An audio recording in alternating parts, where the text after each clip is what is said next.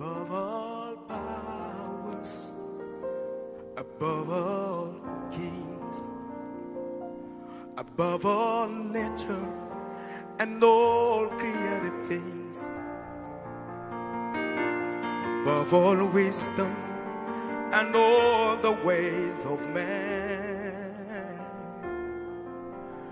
you were here before the world began.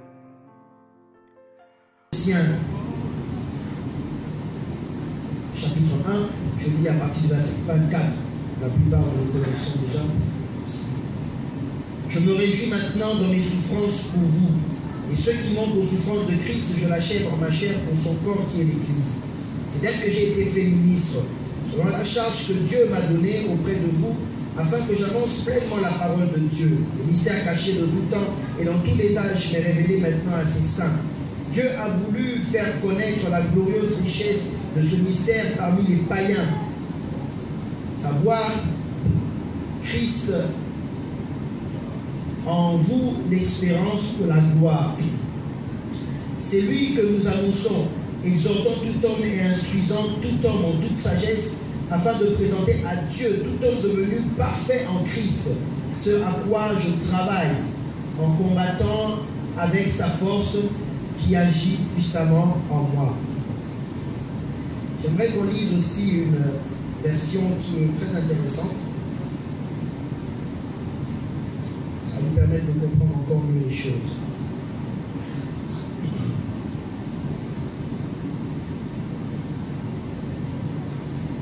On va lire la version donc, de la nouvelle Bible Sogo. Cette version dit ceci: je me réjouis dans mes souffrances pour vous, et je supplée à ceux qui manquent aux détresses du Christ dans ma chair pour son corps qui est l'Église. C'est d'elle que moi, je suis devenu ministre selon l'intendance de Dieu qui m'a été accordée pour vous, afin d'accomplir la parole de Dieu, ce mystère qui a été caché de tout temps et à toutes les générations, mais qui s'est maintenant manifesté à ses saints, à qui Dieu a voulu faire connaître quelle est parmi les non-juifs la glorieuse richesse de ce mystère, le Christ en vous, l'espérance de la gloire. C'est lui que nous annonçons en avertissant tout être humain et en instruisant tout être humain en toute sagesse, afin de porter tout être humain à son accomplissement dans le Christ. C'est pour cela que je me donne de la peine en combattant par son action qui, avec puissance, est à l'œuvre en moi. J'aime bien cette version. Alléluia. Nous sommes en train de parler de la vision de l'Église. Nous sommes en train de puiser dans ce texte les grandes lignes que Dieu nous donne par rapport à comment nous devons marcher, comment nous devons fonctionner. Ce que Dieu attend de nous, la mission que Dieu nous a donnée.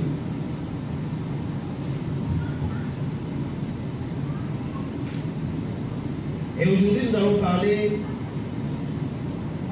de l'exhortation et l'instruction. L'exhortation et l'instruction. C'est important, très important. Nous ne connaissions pas Dieu autrefois. Mais Dieu, dans sa sagesse, dans son amour, s'est révélé à nous. Il y a une personne qui chante et qui dit: Seigneur, moi je ne connaissais pas ces choses-là. Je ne connaissais pas ceux qui étaient à toi. Je ne connaissais pas ces choses. Mais tu m'as appelé à ces choses-là. Tu m'as révélé ces choses. Tu m'as fait goûter ces choses. Maintenant, ce que j'ai goûté, j'ai compris que c'est tellement bon. Je ne peux pas aller ailleurs que de rester auprès de toi et de te servir et de chercher à connaître encore plus. J'ai goûté.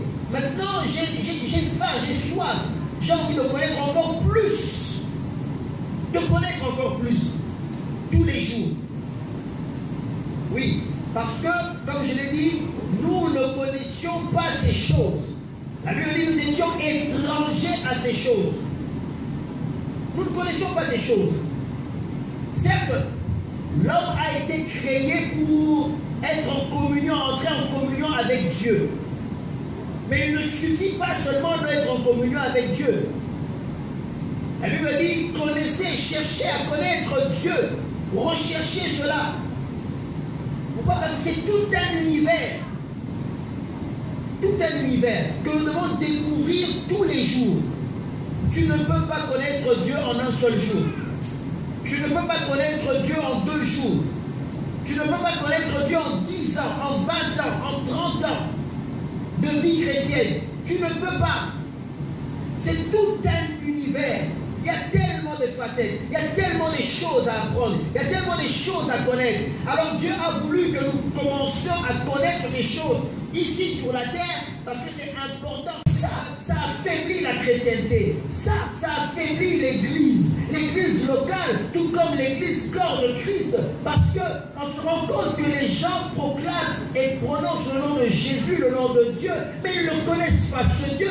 Il suffit qu'ils soient confrontés à quelques personnes qui vont manipuler, tordre la Bible, et voilà que ces personnes qui étaient zélées, du jour au lendemain se détournent de la parole de Dieu et commencent à faire autre chose.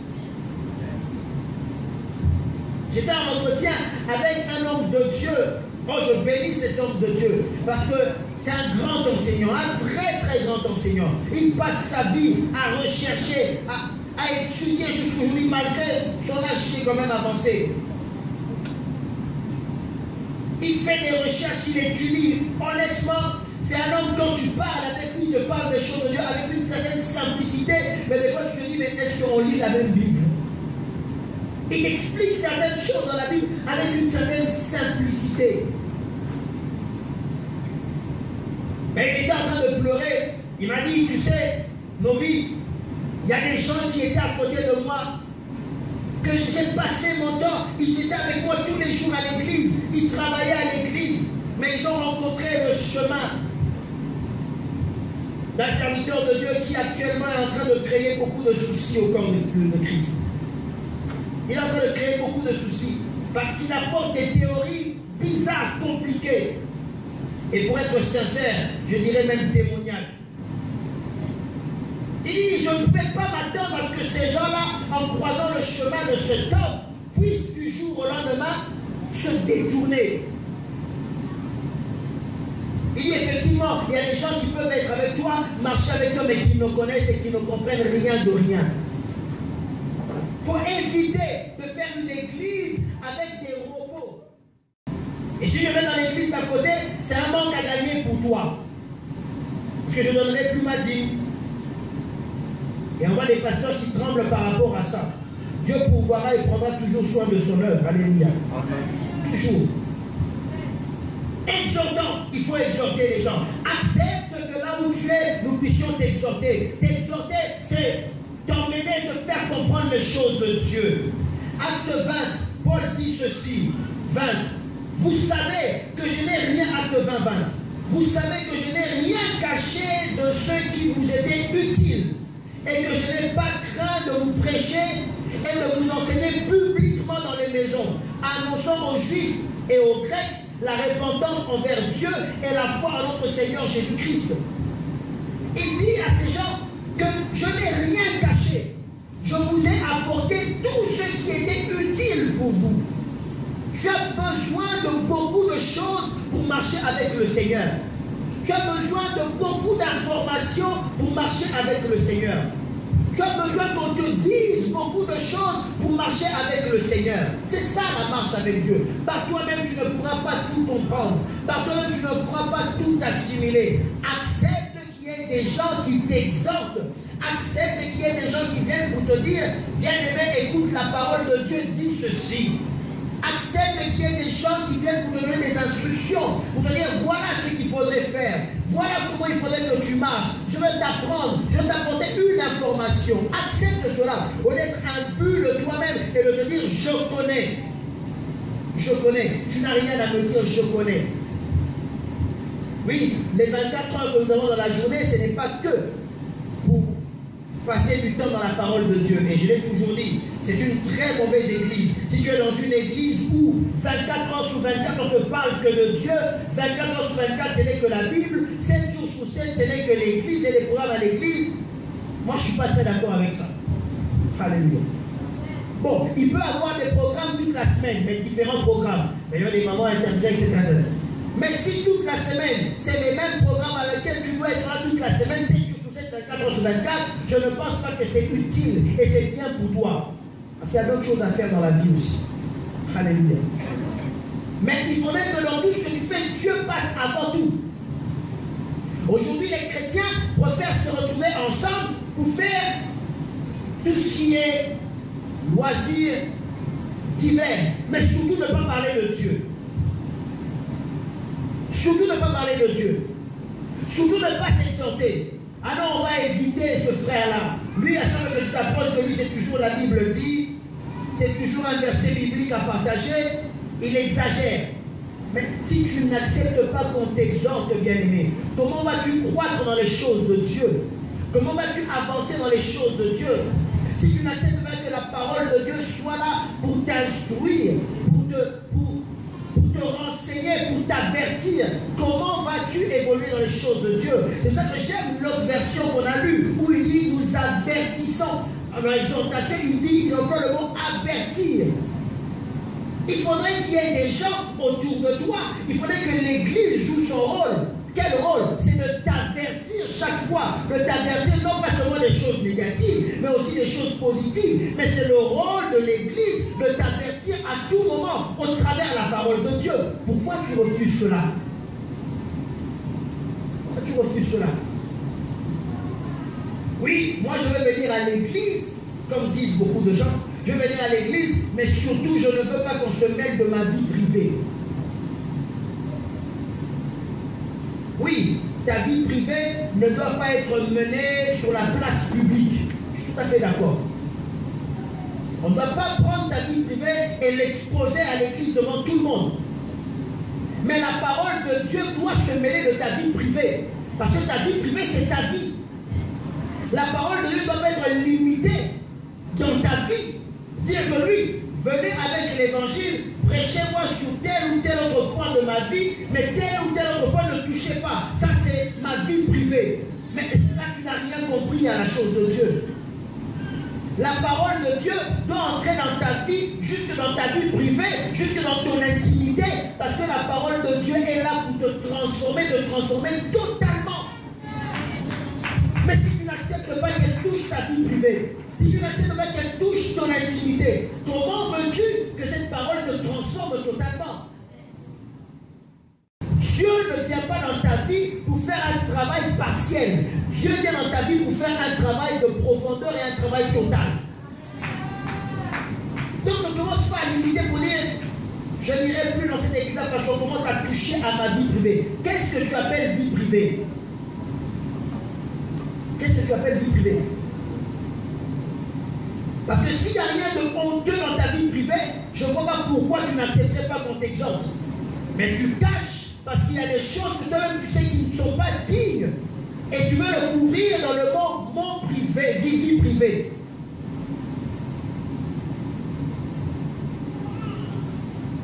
Parce que la parole de Dieu, c'est la lumière. Comment veux-tu que la lumière éclaire une partie de ta vie et pas une autre? Celle de la partie que tu appelles vie privée. Finalement, dans cette vie privée-là, qui est Seigneur? C'est Jésus ou c'est toi? Parce que si même dans ta vie privée, c'est Jésus qui est Seigneur, tu permettras que sa parole, qui est la lumière, vienne jusque dans ta vie privée.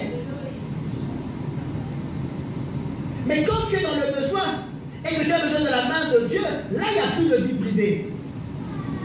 Mais quand il faut cacher et préserver ce que toi tu veux garder, ce que toi tu veux cacher, là tu veux le mettre sous le couvert de la vie privée. Ah oui, mais cette église-là, ils exagèrent. Ils commencent à se mêler de ma vie privée. Mais s'il y a des tâches et s'il y a des choses qui ne sont pas bonnes dans ta vie privée, nous le prêcherons haut et fort que dans ta vie privée, il y a des choses qui ne vont pas bien. Et d'ailleurs, souvent, c'est dans la vie privée qu'il y a beaucoup de choses qui ne vont pas bien. Parce que dans la vie publique, tout le monde est saint, tout le monde est beau, tout le monde est gentil. C'est dans notre vie privée que nous nous retrouvons nous-mêmes.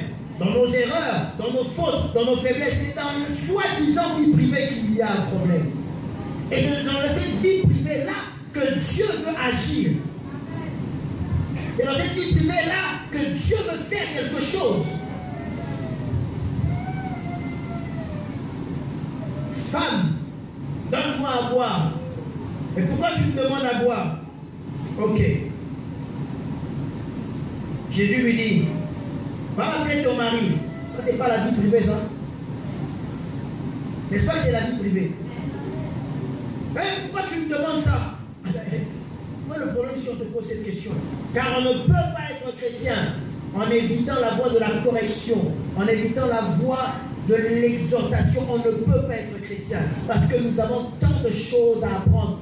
Dieu nous a pris tels que nous étions, mais il ne veut pas que nous restions tels que nous sommes. C'est ça.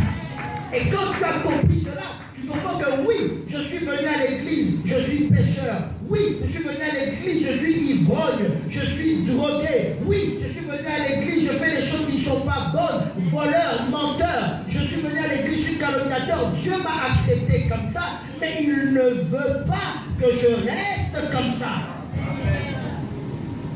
C'est tout.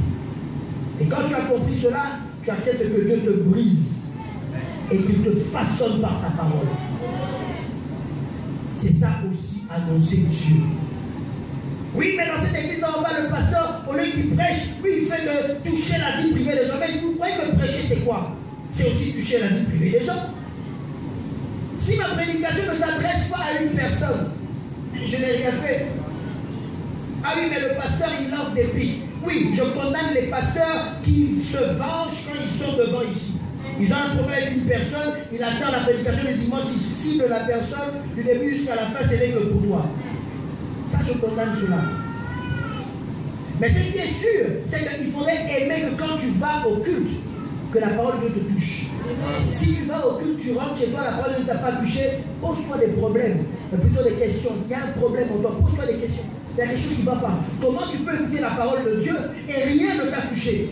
Tout c'était pour les autres, c'était pour les voisins, mais toi tu es clean. Toi il n'y a pas de problème. Toi tout est ok.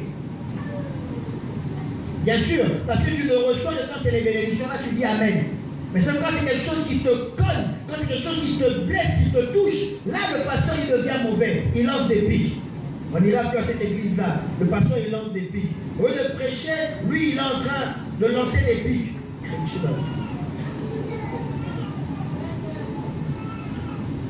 Mais si cette parole de Dieu là quelque part ne te touche pas, accepte qu'elle te touche. Comment vas-tu changer si elle ne te touche pas? C'est bizarre. Ah oui, le dimanche, moi je viendrai pas à l'église, le pasteur quand il a parlé, il a touché un point de ma vie. Mais sois content qu'il ait touché un point de ta vie. Pour que tu changes. Oui, on va continuer. Parce que c'est la parole de Dieu. Et on a besoin de cela. Alléluia. On a besoin de cela. Tu as besoin de cela.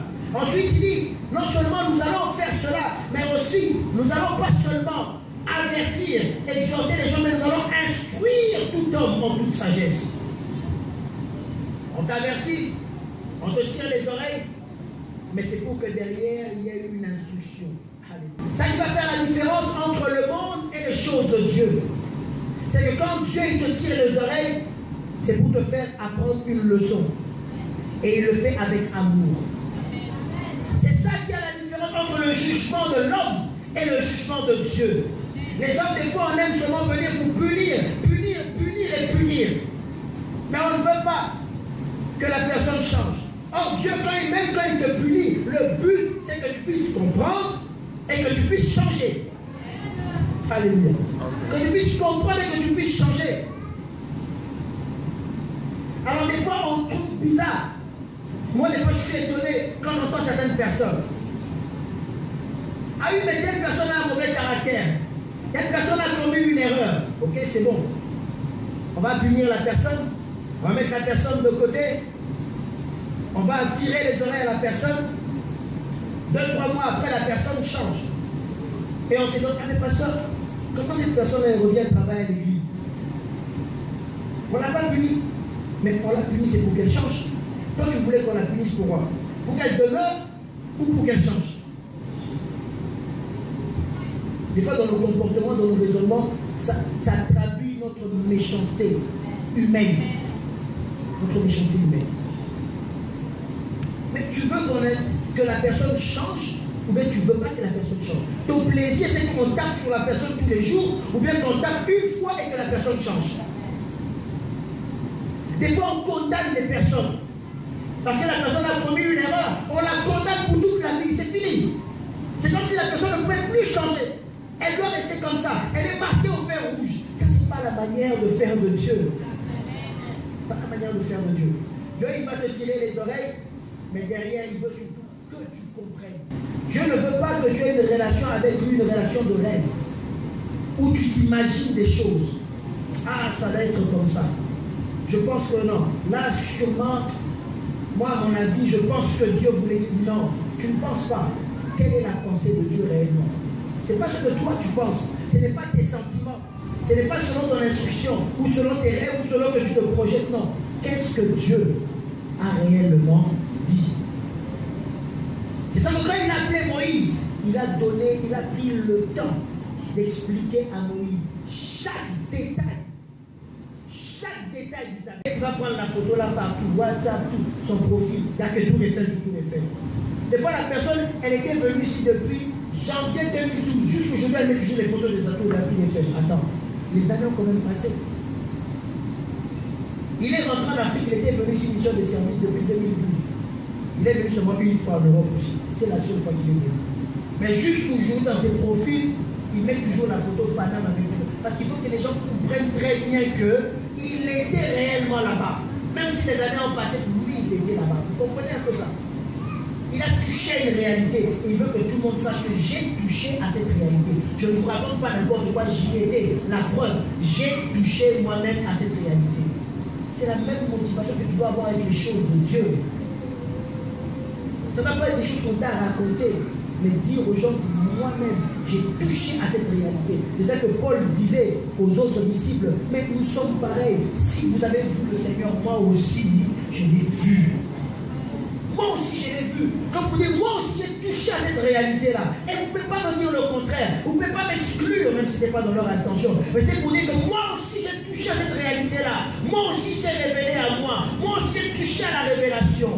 Moi aussi, j'ai compris les choses de Dieu. Ce n'est pas qu'on m'a raconté, mais j'ai vécu cela. Et ce que tu as vécu te marque différemment. Accepte l'instruction de Dieu. Accepte. Accepte d'être enseigné. Accepte de comprendre les choses. Tu verras. Tu verras que les versets que tu lis là, il y a des trésors derrière que je ne peux même pas comprendre. Mais accepte seulement.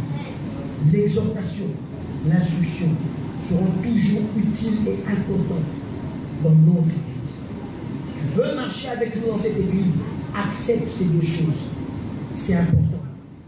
C'est important pour ta croissance. C'est important pour la croissance de l'église. C'est important pour ta relation avec Dieu. Afin que tu ne sois pas superficiel, mais que tu saches qui tu es en train de servir. Levons-nous là.